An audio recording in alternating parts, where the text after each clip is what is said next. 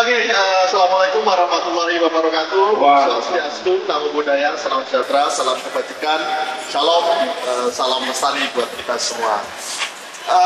Perkenalkan, nama saya Langgo Sasud Putra. Saya sebenarnya asli dari Jawa Timur. Jawa Timur. Iya, dari Jawa Timur. Surabaya, Mas. Lahir Malang, besar di Surabaya. Oh. Terus kita tahun 2012 merantau ke Yogyakarta. Dan itu dengan proses yang panjang. Nah, sebelum bercerita, saya ingin menyampaikan ke pengunjung atau ke penonton, di antara kursi-kursi ini sudah kita selipkan satu kertas, wow, dimana nanti yang kedapatan kertas itu bisa dapat souvenir dari Mas Irfan. Kayaknya aku nggak jadi MC deh, Mas. Boleh soalnya harganya lumayan kalau dijual ya. Nah, beneran. Di situ ada tertulis telur burung unta sama ayam hias. Jadi sengaja kita selipkan di antara itu semua. Nanti siapa yang beruntung bisa mendapatkan dan bawa pulang. Wow. Oh, ada kertas ayam hias, Mas? Iya. Aduh, maaf ya, Yos. Kamu harus sendiri dulu. Oke. Kita lanjut ya. Oke, silakan perkenalan, Mas. Ya. Nah, tahun 2012 itu kita merantau ke Yogyakarta. Sebenarnya kita juga nggak paham ya tentang ayam. Kita hanya mencoba mendapatkan apa yang bisa kita cari untuk menafkahi keluarga sebenarnya. Jadi sebelum masuk ke dunia ayam, kita sempat juga jadi tukang ojek, terus asisten tukang bakso. Itu ngapain, Mas, asisten tukang bakso? Cuma bagian dorong-dorong aja. Jadi apa aja dilakuin deh, yang penting bisa hidup di Jogja. Karena memang sekali lagi secara pendidikan kita juga cuma sebatas STM ya, anak STM. Jadi datang ke Jogja, di mana Jogja ini banyak sekali sarjana-sarjana muda yang fight dan juga lebih ideal untuk dipekerjakan. Jadi kita benar-benar apapun kita lakukan di Yogyakarta. Nah, kurang lebih seperti itu.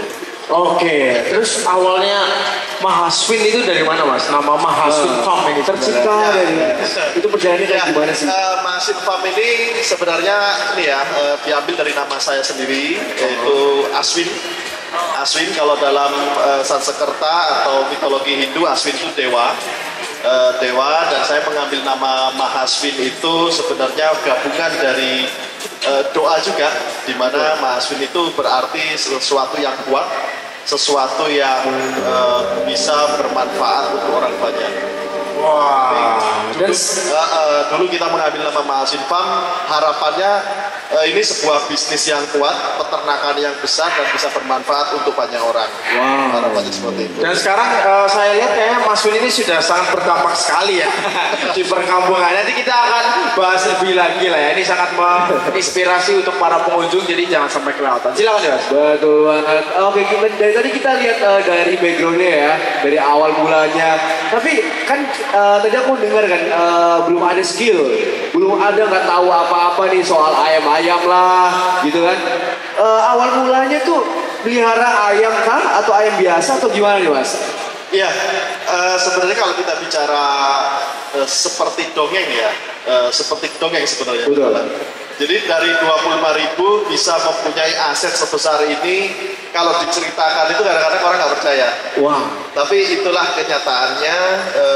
Kita dulu berangkat dari ayam Polandia seharga 25.000. Oh. Ayam Polandia itu ayam hias, di mana ayam hias itu baru menetas itu harganya 25.000. Dan saat itu 25.000 ini harganya cukup besar ya untuk kami saat itu. Daripada beli ayam, dulu sebenarnya mikirnya lebih baik beli susu atau beli beras saat itu. Beli bakso ya, Mas? Cuman dari itu kok rasanya pengen banget ya beli ayam ini. Akhirnya dipaksakan diri, akhirnya kita bisa beli ayam ini. Nah ternyata dari ayam ini banyak yang tanya. Banyak yang tanya, Mas itu ayam apa? Kok lucu? Kepo, karena orang awam tahu. Nah, dari kekepoan itu saya melihat ada wah ini prospek bisnis nih. Peluang lah ya. Kayaknya tukang bakso lewat ya. Jangan-jangan asisten bakso ini mata-mata ini. Monitor satu. Jadi akhirnya ngelihat kayaknya lebih menarik di ayam hias. Akhirnya sebagai tukang ojek anak sekolah, terus jadi tukang bakso itu kita akhirnya mencoba untuk mencuri-curi waktu untuk promosi, menawar-nawarkan ayam hias ke beberapa orang. Dan ternyata prospeknya atau minatnya cukup tinggi banget. Cukup banyak juga, ya. Dari situ saya memutuskan untuk fokus dan concern di Ayam hias. ayam hias. Oh. Gitu. Nah, karena modal kita belum punya, saat itu zamannya BlackBerry ya Mas ya. Oh, BlackBerry. iya. 2012 kan ya Mas? Iya, Yang masih ada BBM. Nah, saat itu akhirnya kita mencoba untuk jadi maklar Mas, broker. Oh. Karena modal nggak ada, kita cuma foto-foto barang orang, terus kita jadi broker, kita tawarkan ke luar pulau rata-rata. Nah dari situlah akhirnya ayam hias itu mulai dilirik banyak orang, karena kita random juga sih promosinya, random juga apa aja deh, kan dulu belum ada ini ya, belum ada platform seperti sekarang untuk bisnis dan sebagainya. Kalau dulu kan bikin status aja di mana-mana, Langsung viral gitu ya. sebar-sebarin. Nah alhamdulillah dari situ ternyata banyak peminatnya. Nah setelah banyak peminatnya, kita mulai menyisihkan keuntungan untuk memiliki sendiri ternak. Oh, Yang modal ya, modal. dari broker, terus akhirnya kita ternak. Nah dari ternak ini kita juga akhirnya belajar ternyata jadi peternak nggak gampang. Gak gampang ya? Iya, karena ternyata lebih gampang broker sebenarnya. Karena kita cuma foto jual ya. Iya, Kalau betul. peternak ternyata kita harus cara merawatnya bagaimana, pakannya seperti apa, manajemen pengeluaran pakan dan populasi itu harus seimbang. Kalau enggak kita akhirnya tekor di pakan. Ya dari situ ternyata nggak gampang, tapi ternyata di situ pembelajarannya banyak banget. Belajar. Ya. Prosesnya itu panjang ya Mas? Panjang banget, dan akhirnya dari ayam-ayam hias seperti ini kita tahun 2014 kita akhirnya punya merak. Oh, rintis ya dia. Rintis. Jadi Jadi bisa dari lagi. ayam-ayam hias murah tadi itu kita akhirnya coba naik tingkat ke ayam eksklusif jatuhnya ya, jenis-jenisan merak, bison dan seterusnya.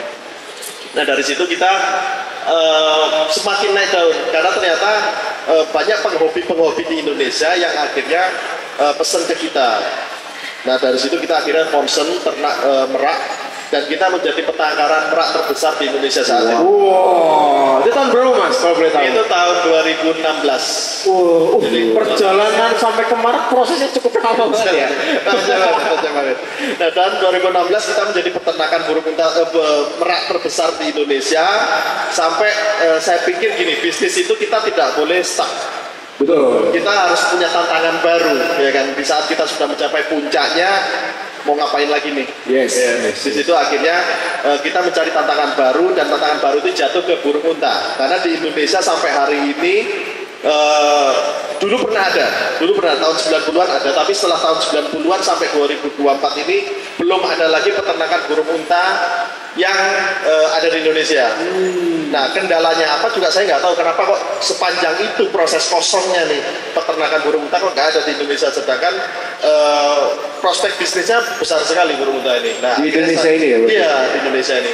Nah akhirnya saya coba untuk menangkarkan burung unta tahun 2017. Oh, setahun ya. Iya, tahun berikutnya kita ekspansi ke burung unta, dan alhamdulillah hari ini kita menjadi penangkaran burung unta satu-satunya di Indonesia yang berhasil. Luar Wah, biasa. satu-satunya. Kasih tepuk tangan dulu dong. Besar loh, satu-satunya. Oke Mas, mungkin sebelum membahas lebih jauh lagi ya, aku kepingin tahu dari prosesnya Mas Win gitu kan, pasti kan banyak anak muda nih yang masih muda, atau mungkin orang-orang juga yang bergejolak gitu kan, kadang masih stay di zona nyaman. Apa sih yang membuat Mas Win itu keluar dari zona nyaman, yang dimana dulu kan ngojek aja mungkin enak lah, atau jadi asisten bakso mungkin lebih nggak perlu tantangan gitu kan. Apa sih yang membuat Mas Win punya pemikiran kayak kayaknya ayam hias ini bisa jadi besar deh, jadi peluang deh, atau kayak aku harus ngapain ya di ayam ini? Gimana Mas dulu Mas pemikirannya bisa sampai ke sana gitu kan, biar anak-anak muda bisa tahu nih. Oke. Saya pikir semua orang itu punya ini ya, ambisi ya. Benar. Setiap orang pasti punya ambisi, setiap orang pasti punya, dan yang paling sering sekali saya dengar, dan mungkin juga termasuk saya ya, selalu anak muda atau anak ini ya, selalu punya cita-cita untuk membahagiakan orang tuanya. Pasti, betul. Itu kata-kata yang selalu muncul, tapi mereka hanya sebatas omongan. Bagaimana caranya, mereka juga nggak pernah mikirin caranya seperti apa. Actionnya kurang ya. Nah, artinya sebenarnya ambisi itu tadi bisa dikelola secara positif. Artinya saya juga berpikir sampai kapan saya seperti ini. Betul. Ya kan? Akhirnya saya berpikir saya punya ide-ide, dan saya pikir semua orang punya ide, dan tidak semua orang semua orang itu punya ide, tapi tidak semua orang mampu mengeksekusi satu idenya tadi. Betul. Nah itu tadi. Nah saya pasti juga menyampaikan, saya juga pasti punya ide ya, tapi saya mencoba untuk menyelesaikan satu ide, dua ide, tiga ide untuk menjadi sebuah kenyataan. Dan itu yang paling sulit sebenarnya dari sebuah perjalanan hidup, karena sehari saja kita sudah bisa menciptakan ide itu banyak sekali. Setuju Mas. Akhirnya kita bingung mau yang mana yang kita selesaikan. Nah, kita harus punya motivasi, kita harus punya ambisi, di mana ambisi dan motivasi itu kita kelola sebagai emosional, sebagai motivasi, sehingga kita concern di situ. Ketika kita concern, ketika kita benar-benar satu arah tujuan, saya pikir ketika ada cobaan, ketika ada tantangan dan lain sebagainya, kita tetap akan berjalan lurus. Betul. Karena balik lagi tidak mudah untuk mencapai titik puncak atau titik nol, di mana kita tujuannya di situ. Nggak mudah, pasti banyak tantangannya. Nah, untuk bisa menyelesaikan tantangan itu bukan hanya skill, tapi niat. Yes. Nah, niat ini tadi hanya bisa tumbuh ketika kita punya emosional, kita punya motivasi, kita punya ambisi tadi itu. Nah, selama kita tidak punya ini tadi, kita akan mudah lelah. Dapat tantangan 1, 2, kayaknya abot ini, liane wae dan sebagainya. Jadi kita harus bisa mengelola emosi seperti tadi itu. Dan kalau kita melihat tadi perjalanan dari Masin Farm dari 2012 sekarang 2024 itu bukan sesuatu yang singkat. Artinya bisnis itu bukan masalah skill, tapi masalah konsisten. Banyak orang baru memulai 1 bulan, 2 bulan, capek, kayaknya nggak prospek. Saya bisa pastikan di sini semua bisnis itu prospek. Yang bisnis yang tidak prospek itu bisnis yang hanya dibicarakan kok. Yes, wacana ya. Wacana aja, itu nggak prospek sama sekali. Nah, yang prospek adalah bisnis yang dikerjakan dan diselesaikan, apapun tantangannya, pasti berhasil. Tidak mungkin tidak. Karena saya pernah nonton iklan di Facebook. Coba jenengan juga bisa coba lihat. Di situ ada jual kutu air. Oh ya. Bayangin, kutu air dijual, orangnya punya mobil loh dari kutu air. Wah. Kayak gitu. Oh ya. Gitu loh, kutu air yang selama ini kita basmi, kita buang, bahkan ada obatnya. Ternyata bagi orang lain, kutu air ini ternyata bisnis yang luar biasa. Ya kan, bisa bahkan untuk meningkatkan ekonomi dan bahkan lebih dari yang mereka bayangkan. Artinya seperti yang saya bilang tadi, bisnis itu bukan masalah teori, bukan masalah yang diomongkan ini luar biasa, tapi masalah mau nggak menjalankan, mau nggak konsisten. Ya kan, itu penting banget. Jadi Masin Farm itu sebenarnya tidak terlalu banyak menceritakan apapun. Melihat perjalanan dari Masin Farm itu sudah menceritakan semuanya, bahwa kita tidak mudah mencapai titik ini. Bahkan tahun 2012 saya punya teman banyak sekali Mas, yang bermain di area yang sama. Hari ini banyak yang berguguran. Saya tanya si A kabarnya gimana, si B, ya mereka juga nggak jadi apa-apa, dalam tanda kutip. Mereka tidak memiliki sesuatu yang bisa mereka banggakan dari bisnis itu, karena tidak konsisten. Ya kan, nah, berarti poinnya kan sebenarnya konsisten. Bisnis itu konsistensi. Berarti pada kesimpulannya untuk para pemuda, para muda-muda, anak muda dan para pengunjung ya, awal ketika kita ingin mau bisnis tadi yang Mas Win sampaikan adalah harus punya ambisi dulu, dan punya motivasi di dalam diri kita. Karena itu modal utamanya ya Mas, betul ya. Selain skill tadi kan bilang. Betul. Oke. Betul banget. Dan tentunya aku mau nanya nih Mas. Ya kan biasanya memulai bisnis ya buat anak-anak muda ya. Itu tantangan yang utama yang dihadapin adalah gengsi. Ya kayak gini contohnya. Misal Mas Win pernah nggak sih misalnya dalam dari titik nol nih ya, dari titik nol pengusaha ayam hias gitu, pernah nggak sih diremehin gitu kan? Ketakutan anak muda kan sekarang, aduh aku kalau coba ini gengsiku gede deh, pengennya langsung yang kantoran, pengennya langsung yang up gitu kan. Gimana sih cara ngatasin anak-anak muda ini biar kita nggak gengsi ngelakuin sesuatu hal gitu? Pada saat kita diremehin orang, gimana kita bodo amat gitu sama omongan orang, kita fokusnya sama satu tujuan gitu. Itu sulit ya. Oke, saya jawab. Tahun 2018 saya lulus sekolah STM di Surabaya. Saya merantau ke Jakarta. Di Jakarta saya mengadu nasib mencoba untuk peruntungan casting Mas. Wah. Iseng-iseng tuh karena saya juga punya jiwa seni yang saya pengen eksploitasi nih ya kan menggebu-gebu. Nah, saya mencoba untuk terjun di dunia entertain dengan teman-teman, pergaulan dan situasi yang mungkin jauh berbeda dengan peternak ya. Sampai tahun 2012 saya merantau ke Yogyakarta. Sebenarnya saya juga masih sedikit-sedikit sesekali ikut bantu-bantu di perfilman, entah itu jadi kru atau apa untuk mencari nafkah juga. Nah, kalau kita bicara gengsi, terus terang tidak pernah saya membayangkan saya jadi peternak atau jadi tukang ayam. Betul. Yang saya bayangkan pasti saya pengen jadi sesuatu yang keren. Benar. Saya tidak membayangkan peternak itu masuk dalam radar untuk sesuatu yang mungkin bisa mengangkat ekonomi atau bahkan mungkin sesuatu yang keren, ya kan? Jadi saat itu kalau mungkin di sini ada teman-teman saya di dunia entertain khususnya di Jogja itu panggilan saya ayam. Ayam? Iya, teman-teman panggil saya ayam karena di saat yang lain itu bisnisnya mungkin counter, bisnisnya mungkin kafe dan sebagainya, saya mengambil jadi peternak dan itu hanya jadi buli-bulian di lingkungan itu, ya kan? Dan buat saya itu sebuah tantangan di mana kita harus yakin dengan apa yang kita lihat. Benar. Karena gini, ketika kita yakin bisnis ini bisa membuat kita berubah secara ekonomi dan kehidupan kita, ya itu yang diyakini dan itu yang harus kita jalankan apapun tantangannya. Ketika kita mendengarkan apa omongan orang lain, apalagi masalah gengsi dan sebagainya, saya pikir itu salah satu alasan banyak orang gagal dalam berbisnis karena terlalu sering mendengarkan omongan orang lain. Betul banget. Setuju sih. Itu jadi masalah gengsi itu masalah ini ya, fokus aja sebenarnya, fokus aja. Dan hari ini saya sedikit bisa berbangga hati sebagai peternak karena pada hari ini saya semakin yakin bahwa usaha atau bisnis peternakan dan pertanian itu tidak akan tergantikan di masa depan. Betul, Pak. Di saat nyun sewu ya, MC besok mungkin diganti robot. Nah, aku udah pikir gitu, Mas. Makanya aku lagi ciptain robot. Tukang servis ya. Tukang servis robot. Nah, jadi di masa depan, apalagi sekarang kita sudah ngerasain ya AI seperti apa, terus robot-robot juga semakin canggih dan sebagainya. Hampir semua pekerjaan akan dikuasai oleh robot. Oleh teknologi. Dan yang tidak bisa dikuasai adalah peternakan dan pertanian. Kenapa? Karena harus main air, konslet. Iya. Kan nggak mungkin ada burung unta robot kan? Kita ternakan nggak mungkin. Itu pertama, peternak tidak akan tergantikan oleh robot. Ya, terus yang kedua petani. Karena satu, ketika kita bersinggungan dengan hewan, bersinggungan dengan tumbuhan, kita harus menggunakan rasa.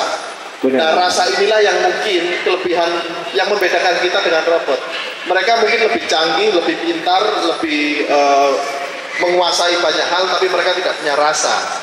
Itu yang mungkin akhirnya membatasi wilayah robot tidak akan pernah masuk ke peternakan dan pertanian. Artinya ketika kita bisa bicara masa depan, peternakan dan pertanian ini bisnis yang paling menarik di masa depan. Karena saya juga saat ini melihat banyak sekali orang-orang nyun sewu ya, orang-orang kaya atau mungkin mantan pejabat atau jenderal itu mereka akhirnya beralih ke peternak, petani. Itu banyak sekali.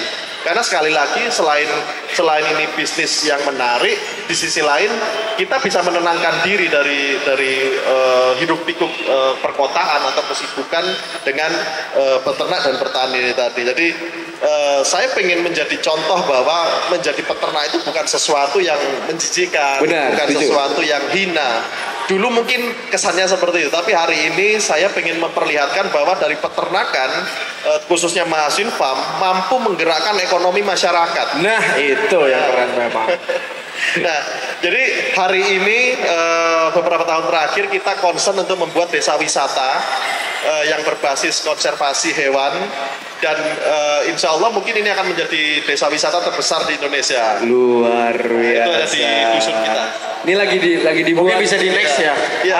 Ada gambarnya kalau nggak salah. Nah, ini peternakan kita. Paling bawah, Kak. Terus. Nah, ini ya, Mas. Wow. Ini dia. Nah ini adalah desa wisata yang sedang kita rintis, di mana kita menggunakan nama Gebang Park. Ini ada di Dusun Gebang, di barat Stadion Maguwo Harjo. Dan ini insya Allah ketika ini sudah berjalan, ini akan menjadi desa wisata terbesar di Indonesia. Karena satu, kita sudah diwarisi oleh leluhur kita, itu sebuah candi. Dan ini adalah candi Siwa tertua di Mataram kuno. Dan kita juga sudah punya Embung Tambak Boyo, dan kita punya sungai-sungai dan alam yang masih indah. Artinya ini tinggal kemauan masyarakat untuk kelola menjadi sebuah segmen bisnis yang itu sudah diwariskan oleh leluhur-leluhur kita di masa lalu. Nah, dari peternak yang dulu ternyata diremehkan, ternyata akhirnya bisa merangkai sebuah segmen bisnis yang menarik dari konsep wisata ini tadi. Dan konsep desa wisata yang kita bangun ini lebih ke swasta, tapi milik masyarakat. Jadi nanti pekerjanya mereka semua, karyawannya masyarakat semua, dan di akhir tahun kita profit sharing untuk bisa dimanfaatkan untuk masyarakat untuk sekolah gratis ke anak-anaknya. Jadi ternyata dari peternakan tadi itu kita melompat jauh hingga ke sebuah bisnis wisata besar. Luar biasa. Bisa kasih tepuk tangan sekali lagi dong. Luar biasa, tadi kuncinya aku udah dapet nih jawabannya. Daripada kita nge-MC, mending kita berternak aja. Bukan gitu. Ini di awal aja udah sangat memotivasi sekali ya. Benar banget. Dari awal aja sudah kayak, wah udah banyak cerita-cerita yang terinspirasi pastinya ya. Dan lihat dari ayam Polandia ya mas. Dari ayam Polandia 25.000, Mas Win ini menjadi penggerak untuk membuat desa wisata Gebang Park. Gila. Wow. Dari ayam 25.000 loh ya, gila. Silakan Mas. Jadi buat teman-teman nih ya, yang anak-anak muda ya, tadi udah dapat kuncinya. Jangan pernah gengsi untuk berbisnis gitu. Jangan pernah dengerin omongan orang ya tentunya ya mas ya. Dengerin aja omongan orang gak apa-apa, tapi pembuktiannya dengan karya kita nih. Tetap fokus pada karya kita. Luar biasa banget Rewon. Fokus dan Fokus dong. Konsisten. Ya, oke mas, mungkin bisa menceritakan ya mas, biar semakin terinspirasi lagi, termotivasi lagi gitu. Ini kan mas sudah menyiapkan apa ya, gambar gitu ya. Awal mulanya nih mas dari bisnis, mungkin bisa ceritain pengalaman ya. Awal mulanya gimana sih mas kok? Awalnya mungkin ya dari yang pengen cari cuan aja kan, beternak, sampai punya motivasi kayak aku harus buat, mungkin ini kampungnya mas ya dulu atau ingin buat kampungnya mas menjadi ini, harus ada potensi nih untuk menjadi desa wisata, aku harus buat ini menjadi desa wisata. Nah Mas Win ini awalnya gimana sih mas kok bisa sampai kepikiran sampai situ? Iya. Bentar, saya ngambil sesuatu dulu. Oke, boleh dibantu mas. Oke. Wow, bulat-bulat. Nah, ini telur burung unta, dan ini nanti satu untuk panitia Planimers. Iya, boleh mas. Nah, di sini sudah saya tulis, puncak kesuksesan adalah ketika kita mampu bermanfaat untuk orang lain dan semesta. Mas Win ini selain menjadi peternak, menjadi motivator ya, golden ways ya. Jadi quotes ya. Quotes kata-kata hari ini. Inspirasi. Ini saya tulis karena itu tadi, sukses itu nggak punya muara. Betul. Jadi kadang kita itu pengen sukses, ketika kita sudah sampai titik di mana orang lain juga memimpikan titik itu, kita masih belum puas. Yes. Akhirnya terkadang kita melampaui batas, sehingga kita akhirnya lupa batasan-batasan yang sudah tertuang di hukum agama atau hukum negara. Saking berambisinya untuk sukses, karena sukses nggak punya muara. Tapi saya ingin menyampaikan bahwa sukses itu sebenarnya adalah ketika kita mampu bermanfaat untuk orang lain dan untuk semesta. Nah, disitulah motivasi Masinfam, kenapa Masinfam concern untuk membangun ekonomi masyarakat. Karena pertama ada ironi yang nyun sewu saya harus sampaikan ini. Benar. Ada ironi di mana saya bukan orang Jogja, Mas Raymond. Tapi saya ketika datang ke sini, di sini banyak sekali kampus-kampus. Tapi ternyata banyak masyarakat Jogja yang tidak mampu bersekolah. Buat saya itu ironi. Dan ironi kedua adalah Jogja ini kota pariwisata, dan banyak sekali nyun sewu masyarakat Jogja itu yang di bawah garis kemiskinan. Nah, saya akhirnya termotivasi, apa yang sudah saya dapat hari ini sebenarnya semua titipan. titipan untuk mampu mengembalikan ke pemiliknya. Siapa pemiliknya? Saya juga tidak tahu. Tapi Tuhan akan menuntun saya ketemu pemilik-pemiliknya. Jadi di Masin Farm itu kita tidak punya pintu, Mas. Kita punya pendopo, kita nggak kasih pintu. Kita punya farm, kita juga kasih pintu. Karena saya tidak tahu siapa yang punya ini semua. Dan saya mempersilahkan orang untuk datang secara gratis, menikmati semua apa yang sudah kami bangun di sana. Gratis ini, Mas? Gratis. Wah, gratis. Dan kita juga punya sekolah Mahaswini Institute. Oh, ada juga. Ya. Udah buat beternak, buat sekolah. Di Mahaswini Institute ini sebenarnya lebih ke sekolah alam ya. Sekolah alam di mana kita belajar tentang pesan-pesan moral dari alam, dari hewan untuk manusia. Jadi kita lebih belajar tentang filosofi, filsafat, tentang kehidupan seperti itu. Jadi kita bangun itu dan semua kita gratiskan. Gratis juga nih? Gratis semua. Wah, gratis semua ya? Gratis semua. Sayangnya pengajarnya cuma saya. Oh. Jadi kalau pas saya nggak ada libur. Oh, asik ya? Sekolahnya asik. Sekolahnya libur. Nah, jadi intinya adalah kenapa Masin Farm termotivasi untuk membangun sesuatu yang besar dan terus terang ini melelahkan. Tidak ada yang mudah. Betul. Menggerakkan masyarakat, menyadarkan masyarakat, dan melatih masyarakat itu saya pikir kayaknya PR pemerintahnya nggak selesai-selesai kok, apalagi cuma saya.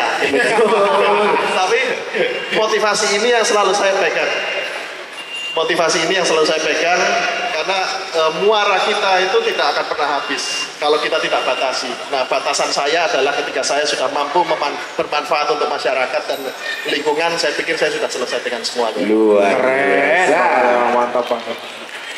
Wow, luar biasa. Mas Win ini ya memang selain peternak memang punya visi yang cukup luar biasa ya. Walaupun di peternak itu ibarat kata ya, aku berbisnis tapi aku gak egois. Aku mau dampaknya itu kena buat orang lain juga. Sampai gak buat orang lain sih, kayaknya buat Jogja, buat Indonesia pun juga gila dampak ya. Mungkin bisa menyalurkan presiden 2027 kali ya, Mas.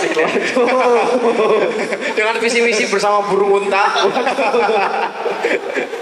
Oke, Mas, mungkin kan para pengunjung juga kepo nih tentang burung unta ya, Mas. Betul. Videonya udah siap? Mungkin bisa ditampilin gitu sambil Mas Win cerita kok awalnya bisa burung unta tuh kenapa gitu, karena udah burung merak udah terbesar se-Indonesia, kenapa kok bisa jadi burung unta gitu kan ya. Mungkin bisa sambil cerita sambil di play videonya, mungkin sambil Mas Win sharing juga. Kenapa burung unta? Tantangan kenapa kita ambil burung unta? Satu, dia itu hewan purba. Benar. Yang masih hidup sampai saat ini. Jadi dia itu hewan jadul ya. Hewan jadul yang di era dinosaurus dia sudah ada dan sampai hari ini dia masih bertahan hidup, salah satu. Dan itu sebuah kebanggaan ketika kita mampu memiliki bahkan menangkarkan hewan kurban ini tadi. Satu. Yang kedua, burung unta ini memiliki potensi bisnis yang luar biasa besar. Itu dari kacamata saya pribadi. Betul. Pertama, burung unta ini selain hobi yang cukup menjanjikan di Indonesia khususnya, sejak zaman dahulu burung unta ini memiliki daging premium. Daging premium? Iya, jadi daging merah. Satu-satunya unggas di dunia yang memiliki daging merah. Oh. Jadi dia rasanya malah rasa kerbau. Dagingnya rasa kerbau, rasa kuda seperti itu. Tapi unggas. Rasanya kerbau. Iya. Unik ya burung unta. Satu-satunya unggas di dunia yang memiliki daging merah. Itu yang pertama. Dari segmen daging ini bisnis yang sangat prospek. Bahkan di luar negeri daging burung unta ini sudah sangat familiar ya. Di mall-mall, di restoran-restoran besar, semua sudah menyajikan menu ostrich ini tadi. Terus yang kedua, yang berikutnya, burung unta juga memiliki potensi bisnis di kulit. Oh, di kulit? Iya, jadi kulit ostrich itu ternyata salah satu kulit termahal di dunia. Wow. Jadi ada satu produk Hermes, satu merek Pakainya kulit burung unta. Iya, salah satu produk unggulan mereka yang paling mahal itu dari kulit burung unta. Wow. Terus berikutnya bulu-bulu burung unta ini juga ternyata di luar negeri dipakai untuk fashion show dan sebagainya. Yes. Nah artinya kalau kita melihat semua potensi bisnis ini tadi, nah saya mencoba untuk memulai. Mungkin 10 tahun kemudian dari hari ini Indonesia sudah familiar dengan daging-daging burung unta. Hari ini mungkin pecel lele lebih oke lah. Iya, pecel lele lebih mantap lah ya. Lebih mantap. Tapi nanti kedepannya ya. Kedepannya ini menjadi sebuah peluang bisnis baru dan saya mencoba untuk memulai lebih dulu. Benar banget. Ya ini udah ada videonya ini di belakang. Oh, mungkin kalau yang para pengunjung pengen main ya Mas, boleh banget ya Mas. Boleh Desa wisata itu ada ya. Boleh langsung banget. masuk ya. Boleh banget dan hari ini kita masih gratis sampai masyarakat sudah benar-benar siap dan mungkin untuk tiketing dan pengelolaan semua ke masyarakat. Wow. Sampai hari ini Masin Farm semua free gratis. Betul banget. Oh ini ada artis-artis juga ya? Iya, Circle Mas Vin udah artis-artis bro. Adiknya Panji Petualang bukan? Mainnya ular dia. Wow, ini dia ya. Wih. Oh, tapi kalau kita bahas burung unta ya Mas ya. Iya. Aku mau nanya ini burung unta kan katanya udah dari lama kan ya. Iya. Itu tuh kalau di zaman sekarang termasuk hewan punah apa enggak? Yang hampir punah apa enggak? Kalau maksudnya hewan langka ya, bukan punah. Oh iya, kalau hewan langka. kalau di Afrika populasi dia masih dalam tahap aman sehingga dia masih belum masuk dalam daftar kepunahan. Oh. Yang jadi masalah adalah ketika di alam liarnya itu terus diburu untuk dijual dagingnya, sedangkan peternakannya sedikit. Nah ini akan jadi masalah kemudian hari. Jadi memang pada akhirnya memang harus ada regulasi ketika kita mau memanfaatkan dagingnya atau anakannya memang harus dari peternakan bukan dari alam liar. Nah jadi kita Masin Farm sendiri sebenarnya sering menggalakkan untuk para penghobi-penghobi ini untuk menjadi peternak bukan hanya hobi. Bukan hanya dipajang, dinikmati, tapi juga ditangkarkan. Kan susah katanya. Betul. Makanya kita hadir untuk menyelesaikan kesusahan itu tadi. Betul, Kita betul. buat mesin tetasnya, kita juga bantu mereka untuk berhasil dan seterusnya. Karena memang saya percaya banget dan yakin 10 tahun ke depan daging burung unta itu sudah sangat familiar di Indonesia. Dan itu juga akhirnya menjadi alternatif bisnis juga untuk anak-anak muda ke depan. Di kemudian hari. Hari ini kita bisa manfaatkan usaha dari mungkin tiket untuk orang nonton. Benar. Mungkin juga kita bisa jual anakannya, tapi di kedepannya kita bisa jual dagingnya dan itu ekspor juga banyak peminatnya. Betul banget. Berarti kalau melihara burung unta ini nggak perlu pakai sertifikat gitu ya, Bang? Jadi ada perbedaan. Nah ini sedikit masuk ke ini ya. Boleh Mas. Karena banyak orang gagal paham dengan hewan dilindungi dan hewan langka. Betul. Ini dua hal yang berbeda. Hewan langka itu belum tentu dilindungi. Langka itu ada dua versi. Langka karena dia bukan asli Indonesia dan langka karena dia sudah mau punah. Oh. Kalau kita di Indonesia melihat burung unta kan langka. Betul. Karena memang bukan habitatnya. Yes. Tapi dia tidak masuk dalam kepunahan sehingga dia tidak dilindungi. Nah karena dia tidak dilindungi tidak perlu kita membuat izin atau surat-surat yang itu daftar dilindungi. Kita cukup memiliki hewan ini berasal dari mana, asal usulnya, dan ini memang bukan dari ilegal atau mungkin kita datangkan secara ilegal dari luar negeri. Jadi hanya cukup bukti asal usul saja yang kita punya. Wow. Jadi itu perbedaannya. Jadi banyak banget yang salah paham tentang langka dan dilindungi. Kalau itu misalnya kaswari, di Indonesia juga ada burung raksasa namanya kaswari. Kaswari ini tadi dia masuk dalam hewan dilindungi. Itu dari Papua dan itulah yang wajib untuk mengurus izin-izinnya. Sama-sama hewan dari luar negeri, sama-sama burung raksasa, tapi satunya burung unta ini nggak dilindungi, yang kaswari itu hewan dilindungi. Jadi ada perbedaan ketika kita mau memiliki hewan ini tadi. Itu ya guys ya, jadi ada perbedaannya ya Mas. Raymond. Oke, mungkin sebelum kita lebih jauh lagi ya Mas, mungkin Mas Win bisa cerita gitu, pengalaman sharing, apa sih kesusahannya, tantangannya kan, dan kesenangannya ketika berternak ya, kan kita kan fokusnya peternakan dan petani ya. Beternak kesusahan kesenangannya ketika menjadi peternak burung unta dan burung-burung eksotik itu apa Mas? Mungkin biar sebetulnya anak-anak muda ini bisa punya motivasi dari Mas Fit dan akhirnya bergerak gitu kan. Apa sih yang menjadi tantangan dan kesenangan lah, dua itulah untuk kita berbisnis peternakan itu. Mungkin pertama saya ini ya jawab dulu tentang burung unta ya, tapi nanti saya jawab tentang peternakan. Nah, tantangan di burung unta itu kalau awal ya, pertama kali kita menangkarkan burung unta, tantangannya adalah literasi. Bagaimana cara menangkarkan burung unta, bagaimana merawatnya, bagaimana ketika dia sakit, bagaimana cara menetaskan, itu semua nggak ada. Wow. Nggak ada. Dan peternak-peternak di luar negeri juga menutupi karena itu rahasia dapur ya. Informasi-informasi bagaimana cara menangani penyakit dan menangani ketika bagaimana bisa bertelur dan produksi. Betul. Itu sangat sulit banget kita dapatkan dan kita harus otodidak. Dan alhamdulillah proses menjawab semuanya. 12 tahun perjalanan itu ternyata bukan sesuatu yang sia-sia. Benar banget. Melihara ayam Polandia, merawat sakitnya, dan semua ternyata itu semua terpakai untuk menyelesaikan masalah-masalah burung unta selama ini. Karena kita perjalanan sepanjang itu hidupnya 24 jam sama hewan. Benar. Jadi ternyata kenapa ya kok nggak bisa bertelur, kenapa kok nggak bisa menetas, dan lain sebagainya. Akhirnya kita selesaikan dengan pengalaman jam terbang yang selama ini kita sudah miliki. Betul. Jadi itu tantangannya dan kesenangannya sebenarnya hampir nggak ada ya. Hampir nggak ada, kenapa? Nggak ada, karena satu burung unta makannya banyak, pusing mikirin makanannya. Yang kedua burung unta itu galak. Oh ya. Galak dan dia bisa menyerang orang. Jadi kalau kita bicara kesenangan, mungkin 10 tahun lagi kita bisa senang. Yes. Iya. Investasi. Iya. Rekening Anda unlimited lah. Tapi untuk saat ini kita menikmati prosesnya. Benar. Dan alhamdulillah hari ini kita menjadi tempat untuk studi banding hampir semua universitas se-Indonesia, terutama tentang pengembangan diri, pengembangan masyarakat, dan juga tentang peternakan. Jadi hampir setiap hari kita dapat kunjungan dari universitas untuk belajar peternakan-peternakan burung unta seperti ini. Nah, jadi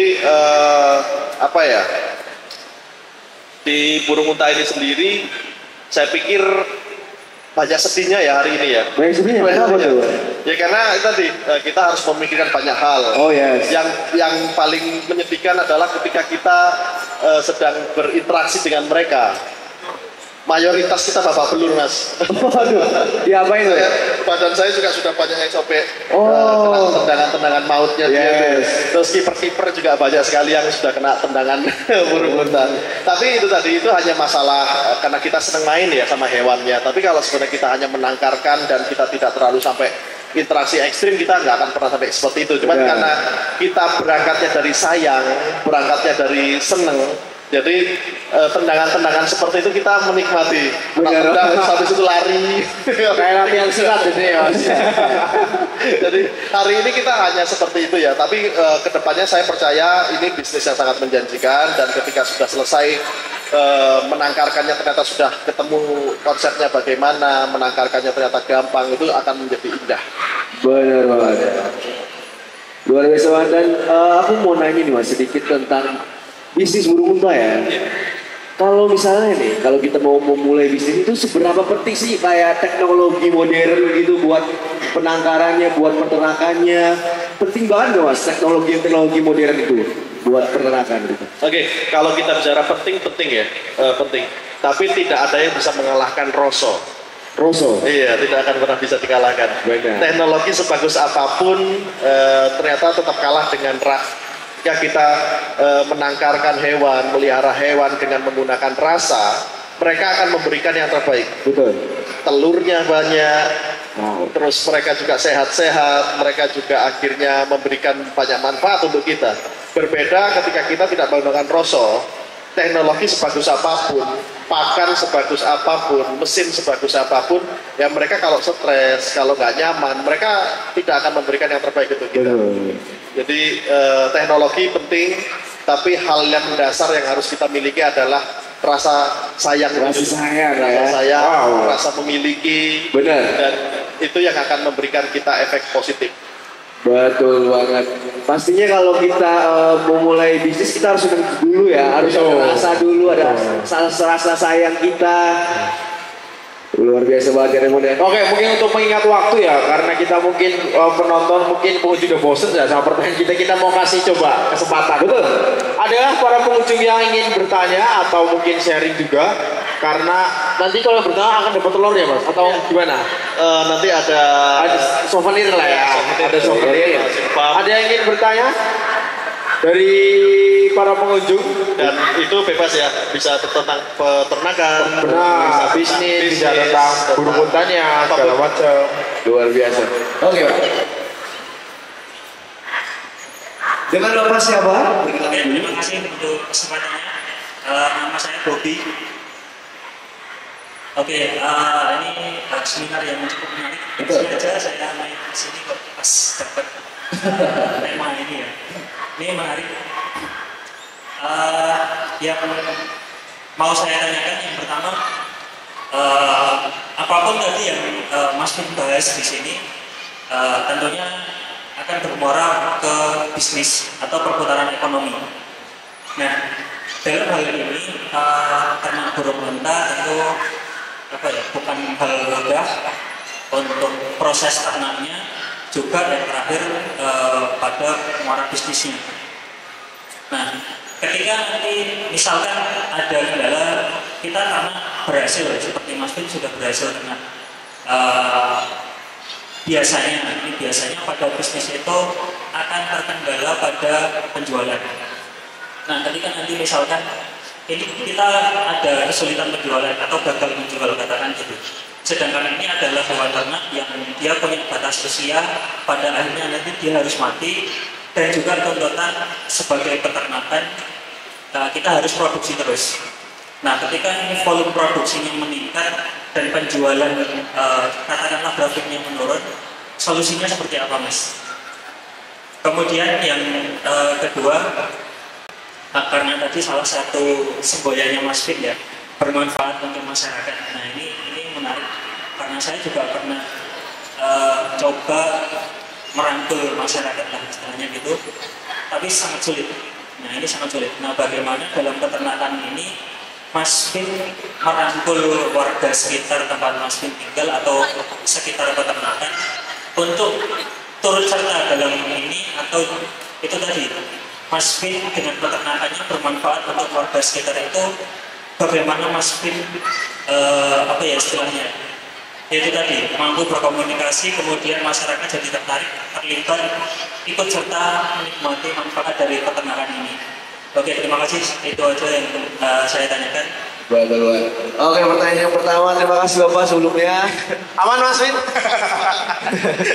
Pertanyaan pertama, Saya jadi penonton dulu. tentang bagaimana kalau misalnya gagal menjual. Itu bisa dijawab dulu Mas. Oke, Mas Heru. Mas Bobby, sorry. Mas Bobby, terima kasih Mas Bobby. Salam kenal. Pertanyaan pertama adalah, ini kan bisnis hobi, ini bisnis ternak yang bukan untuk konsumtif ya. Jadi bagaimana cara menjualnya? Nah, sederhananya adalah yang terjadi hari ini, ketika kita tidak mampu menjual obral, itu dalam tanda kutip ya, itu terjadi di hari ini. Saya pelajari semua bisnis yang ada di Indonesia selalu seperti itu. Entah kita dulu masih ingat ya, dulu sempat akik, booming, terus terakhir kemarin ada janda bolong dan seterusnya. Kalau kita bisa tarik ke belakang, semua bisnis di Indonesia hampir mayoritas seperti itu. Artinya ada jembatan yang terputus. Nah, hari ini Mas Vin Farm itu diliput oleh banyak media, Mas Bobby. Dan setiap media selalu saya tekankan, saya tidak mau diliput kalau tidak ada jembatannya. Jadi jembatan apa yang hilang? Jembatan yang hilang adalah seperti Mas Bobby sampaikan, bagaimana cara jualnya. Mayoritas konten kreator atau media itu ketika meliput sebuah bisnis yang lagi tren, dia akan mengangkat motivasinya. Orang akan termotivasi untuk bisnis yang sama, mengangkat edukasinya, bagaimana cara membibitnya, bagaimana cara menangkarkannya, tapi tidak dijelaskan bagaimana cara jualnya. Ini 3 rangkaian yang sebenarnya nggak bisa putus, nggak boleh putus ini. sayangnya kan ini tadi di Indonesia masih mengangkat tema yang menarik itu cuma dua aja, motivasi sama edukasi. Sedangkan cara menjualnya itu mereka tidak tertarik untuk mengangkat itu karena itu rumit, panjang. Nah, di sini saya setiap ada konten kreator yang datang ke Masin Farm, saya selalu meminta untuk kalian harus bikin seminar. Gimana cara menangkarkan peternakan seperti ini, bisnisnya bagaimana outputnya dan sebagainya. Panggil narasumber yang kalian liput. Jadi jangan cuma memviralkan, ketika viral orang termotivasi, teredukasi, tapi bingung akhirnya. Udah bisa ternak, udah bisa budidaya, tapi nggak tahu jualnya. Akhirnya selalu obral. Karena nggak tahu jalan untuk jualnya gimana, obral. Harganya masih 10 juta, obral 1 juta lah. Pasti habis, pasti. Tapi kan langsung menurun lagi.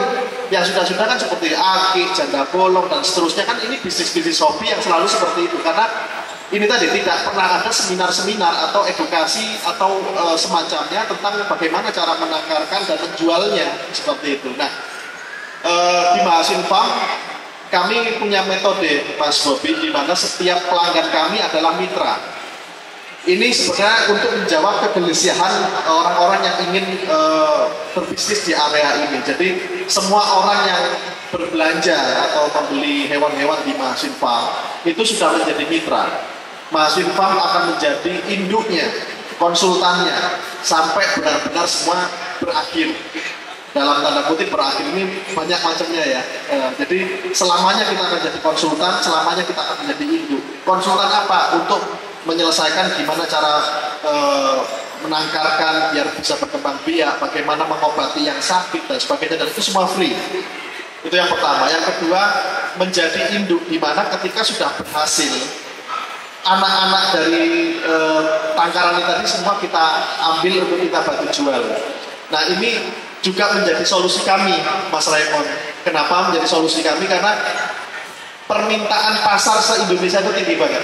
Burung unta sampai hari ini kita terus terus impor untuk menyuplai kebutuhan masyarakat seluruh Indonesia. Nah, kenapa kita harus impor kalau kita bisa mencetak peternak-peternak di seluruh Indonesia?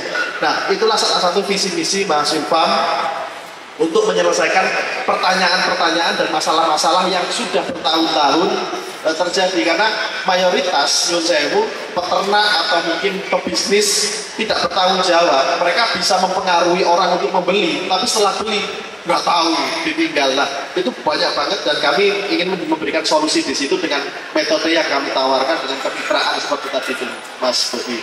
Nah, pertanyaan kedua tentang merangkul masyarakat. Merangkul masyarakat. Bagaimana cara komunikasinya ke masyarakat? Pendekatannya. Itu permasalahan hampir semua ya, karena berbeda dengan swasta. Saya seorang swasta yang saya bisa memerintahkan karyawan saya atau orang-orang saya satu komando. Berbeda dengan bermasyarakat, ketika kita satu komando, ada saja yang mendebat, ada saja yang memprovokasi, ada saja dan sebagainya, dan itu semua lumrah, dan saya pastikan itu terjadi di semuanya. Nah, saya juga tidak tahu caranya seperti apa, Mas Bobi, tapi hari ini kami mendapatkan proses yang begitu indah. 3 tahun yang lalu, hampir 4 tahun yang lalu kita baru memulai dengan tantangan yang sama, susah sekali menyatukan masyarakat, meyakinkan masyarakat dan sebagainya. Tapi berjalannya waktu, konsistensi itu mereka mungkin satu persatu mulai, oh iya kayaknya serius, oh ya kayaknya ini benar, ini nggak hapus-hapus dan sebagainya. Kembali lagi ke konsistensi. Hati orang kita nggak tahu siapa yang mengetuk, pasti Gusti Allah yang mengetuk. Artinya ketika kita memang niatnya baik dan kita konsisten, kita terus optimis, saya yakin dari 1000 orang, saya yakin 100 orang mungkin akan terketuk hatinya untuk mampu dan mau bergabung untuk kita bareng-bareng mensejahterakan ekonomi masyarakat. Dan itu yang pertama, konsistensi yang pertama. Yang kedua adalah untuk meyakinkan, kan kita butuh sesuatu yang memang buat mereka real. Saya memberikan fakta-fakta seperti yang tadi saya sampaikan. Saya data berapa orang yang pengangguran di kampung ini, berapa orang yang tidak bersekolah di kampung ini. Saya data itu semua. Artinya itu juga untuk menyampaikan bahwa kita akan selesaikan ini semua dengan cara seperti ini, dengan cara membuat desa wisata. Karena satu, kalau orang bikin desa wisata di Mojokerto, itu akan mati-matian promosinya. Tapi ketika kita buat desa wisata di Jogja, kita sudah dibantu pemerintah sebenarnya, karena orang datang ke Jogja untuk berwisata. Nah ini yang menjadi menarik sebenarnya untuk kita berbicara wisata di Yogyakarta, karena ini bisnis yang nggak akan pernah mati di Yogyakarta. Karena sekali lagi Yogyakarta adalah kota pariwisata dan itu adalah bisnis yang paling realistis untuk masyarakat mau terjun di area itu tadi. Jadi saya menyampaikan itu semua, sistemnya, bisnisnya bagaimana saya sampaikan, dan saya juga menjelaskan bahwa dengan berbisnis pariwisata ini tadi, kita akan menyelesaikan semua masalah-masalah tersebut, terutama pengangguran, Mbak. Dari situ, nah, dari situ dari wisata ini juga kita tidak hanya mempekerjakan pengelolanya, tapi seluruh masyarakatnya. Karena semua masyarakat memiliki potensi wisata, entah itu dengan skillnya, dengan produk-produknya, dengan kemampuannya, atau dengan lahannya dan sebagainya. Artinya semua masyarakat akan tersentuh, dari pemudanya, seni, budaya, terus aktivitas-aktivitas yang ada di sana, semua itu punya potensi yang kita angkat sebagai pariwisata. Jadi sekali lagi saya tidak punya rumus sukses, tapi tidak pernah berani mencoba itu rumus yang gagal. Jadi itu yang selalu saya pegang. Jadi saya nggak tahu caranya bagaimana, tapi saya terus mencoba, konsisten, dan itu yang membuat banyak masyarakat hari ini berbondong-bondong untuk mendaftar menjadi tim kami di desa wisata. Seperti itu. Wow, sangat luar biasa sekali ya Yos ya, Mas Win ini memang Luar biasa. sangat motivasi sekali ya pastinya ya. Benar. Gimana Bapak? Sudah jelas Bapak. Apa? Luar biasa. Bapaknya juga luar biasa. Katanya ada sesuatu ya? hadiah yang mana Mas? Bisa diambil ya Pak. Pertanyaan pertama, ayam atau telur burung unta? Ayo, tuh. Oh, ayam Ini tadi atau aku habis ngintip ayamnya Pilih. bisa buat bisnis nih, beneran. Waduh, ayam Mau ya? milih, mau ayam apa mau telur? Oh, ayam hidup itu. Ayam hidup. Tuh, Ayamnya hidup. ayam Anggora. Ayam hias ya Mas? Iya, ayam hias. Dan bentar ya, saya mau sampaikan dari Mas Win juga, dan untuk para pengunjung Jogja City Mall, di kursi-kursi itu ada kertas, yaitu kalau bisa mendapatkan kertasnya itu akan berisi hadiah atau door prize, yaitu berupa ayam hias. Wow. Jadi buat yang tadi dengerin sampai dari awal sampai akhir, yang berhati duduk, coba dicari kertasnya di bawah, siapa tahu beruntung ya. Silakan Mas, diambil hadiahnya. Keluar. Berarti Bapaknya suruh pilih ini. Oke Bapak silakan mau pilih ayam atau telur yang Bapak dapati. Oke, ini request istri aja. Betul. Yang minta ayam. Bisa ayam. Wow. Istri pasti maunya ayam ya. Kalau telur kan ya Pak. Oke, silakan. Wow. Oke, bisa dipoto dulu. Sekali lagi untuk para pengunjung Jogja City Mall, silakan duduk di bangku karena ada kertas di bawah bangku itu, dan hadiahnya ada ayam hias. Ya, harganya cukup lumayan lah untuk berbisnis. Oke, bisa dipoto dulu. Wih, ayamnya masih kecil ya, lucu ya. Iya. Kalau suara ayam. Oh ini Mas Gode langsung nyeker, langsung nyari di mana nih kertasnya. Nama saya Heru dari Jogja. Mau tanya Mas, untuk tetap bisa menjaga semangat itu apa Mas? Itu yang pertama. Terus yang kedua,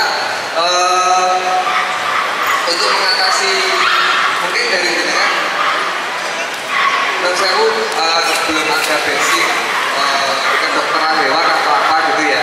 Lalu untuk mengatasi semacam kayak ayamnya sakit atau ada gangguan kesehatan itu gimana Pak? Sudah. Terima kasih. Baik Bapak, terima kasih Bapak. Pertanyaan pertama tadi, gimana cara biar semangat terus ya Bapak ya? Semangat dalam hal apa nih Pak?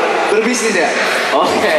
Yang kedua, bagaimana sih bisa tahu tentang gimana kalau misalnya hewannya sakit dan sebagainya? Silakan Mas.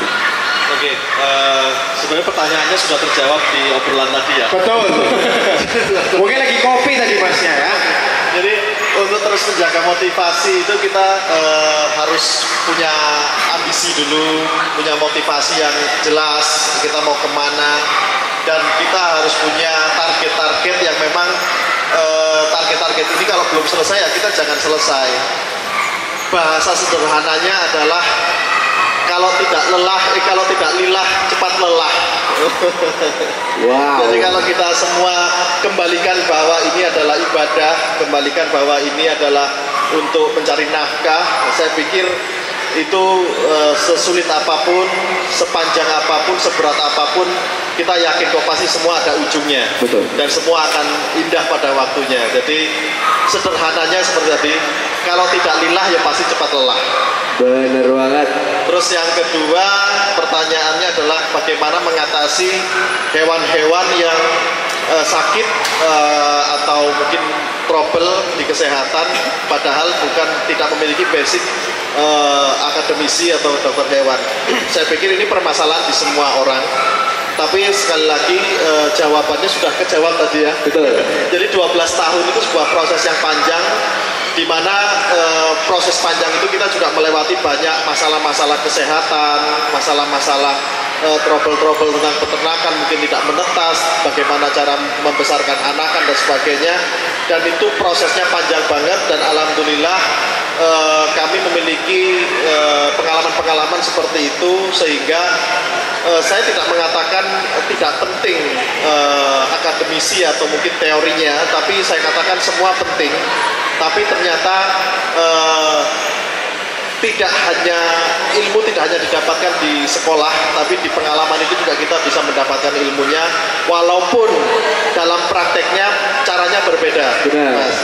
Kalau di dokter hewan mungkin ada obat-obatan, generik dan lain sebagainya. Nah, sedangkan melalui pengalaman-pengalaman ini tadi, ternyata obatnya bodrek, obatnya bawang putih, obatnya cabai. Ternyata ada melalui pengalaman-pengalaman ini ternyata banyak sekali alternatif obat-obatan yang ada di sekitar kita. Bukan masalah cabenya, bukan masalah bawangnya, ternyata kandungannya sama seperti kandungan obat-obatan tersebut yang menyebabkan akhirnya si hewan-hewan yang sakit ini ternyata bisa sembuh dengan cara metode-metode tradisional. Nah, itu yang ternyata yang membedakan kita sekolah dan tidak sekolah. Di praktek kita menggunakan segala cara, cara ini ternyata nemu. Betul. Akhirnya kita di peternak-peternak kampung atau peternak-peternak di desa-desa itu memang sering banget menggunakan cara-cara yang aneh-aneh. Karena gitu. memang itu berdasarkan pengalaman mungkin dari kakeknya atau bapaknya dan akhirnya diturunkan ke peternak-peternak sekarang. Tapi di Mahasiswa menggunakan dua cara tersebut. Kita tetap menggunakan akademisi karena kita punya dokter hewan. Kita juga menggunakan pengalaman-pengalaman kita. Jadi artinya di Mahasiswa itu kita mengkolaborasikan dua cara tersebut untuk menyelesaikan permasalahan di penangkaran-penangkaran yang ada di Indonesia. Wow. Gitu. Wow, luar biasa. Gimana Mas Heru? Aman? Aman. Oke, Mas Heru. Jempolnya tinggi banget. Mas Heru dapat hadiah atau enggak ini? Dapat ayam hias. Dapat ayam bias Mas Heru. Yeay. Mas Heru dapat ayam bias, ayam biasnya dimasukin lagi ini ya. Dapat ayam hias. Ini bisa dipelihara ya? Ya bisa dong. Bisa. Bukan untuk dimasak. Nah, mungkin karena waktu terakhir juga mungkin pesan-pesan terakhir aja dari Mas Win untuk anak muda yang ingin memulai bisnis beternak, ada nggak pesan-pesan terakhir aja motivasi untuk anak-anak muda? Oke, pesan-pesan buat anak-anak muda di mana salah satu keadilan Tuhan adalah setiap manusia memiliki 24 jam yang sama. Yes. Tapi siapa pemenangnya? Dia yang memanfaatkan 24 jamnya dengan sangat efisien dan benar-benar serius. Jadi salah satu keadilan Tuhan di situ. Jadi tidak peduli dia anak siapa, tidak peduli dia dari mana, semua sama, punya 24 jam sama dan kita punya kesempatan untuk sukses yang sama. Betul. Luar biasa. Saya kasih tepuk tangan lagi sekali lagi buat Mas Win. Iya, oke. Sebelum mungkin penutupan karena sudah ada yang dapat kayak ini Mas, dapat kertasnya ya Mas. Karena mungkin dari tadi udah merhatiin duduknya Mas Win itu dari tadi di mana ya. Ini kita langsung panggil aja atau nanti aja? Langsung aja. Oke, silakan langsung maju ke depan dengan Mas halal bagiku ya. Dengan nyeker sudah sangat semangat, dengan Mbaknya silakan maju ke depan karena mendapatkan ayam anggora loh ya. Surprise-nya nggak main-main loh emang Anggora. Dengan Mas siapa? Saya Mas Yuda. Mungkin dicopot dulu ya Mas biar nggak ketahuan. Dicopot dulu Mas biar nggak ketahuan. Jangan-jangan dari tadi, Bon. Dari tadi mungkin satu-satu di... Iya, mungkin sampai kursi di atas dicekin mungkin ya. Silakan.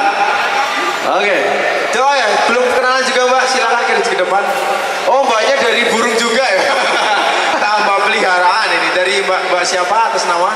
Nama saya Indri dari Gonga Bird Farm. Oke, selamat mendapatkan sebuah ayam dan telur burung unta.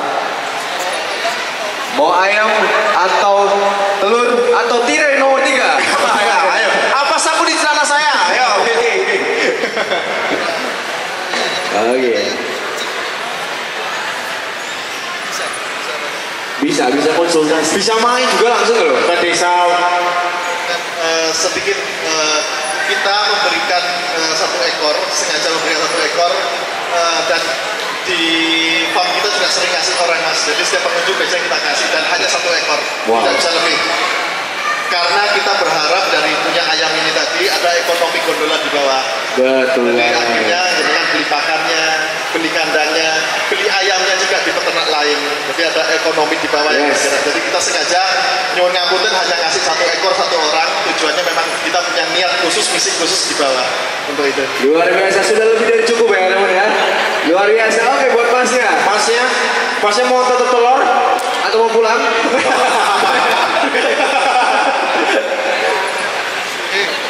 Ini ada telur dan ini tertulis seperti yang tadi saya sampaikan, keadilan Tuhan adalah kita memiliki 24 jam yang sama, dan siapa yang sukses, siapa yang berhasil, dia yang memanfaatkan 24 jam dengan sempurna. Ini masnya udah mengeluarkan air mata. Sedih banget. Kebetulan tipis ya. Iya. Oke, silakan berfoto. Oke, berfoto. Sama kita dong. Masuk. Iya. Kasih tepuk tangan sekali lagi dong buat mereka semua. Wow. Oke. Mas Win, makasih ya buat waktunya, karena buat para pengunjung, kalau para pengunjung tahu Mas Win ini dari Jakarta langsung ke sini untuk membagikan sharing motivasi untuk para pengunjung, betul, untuk bisa sukses di bisnisnya ya, dan ada minat. Betul. Bener banget, luar biasa. Oke, siap, boleh. Ada apa nih, Mon? Oke, Mas Win, makasih banyak ya. Saya makasih banyak. Dari panitia makasih banyak juga.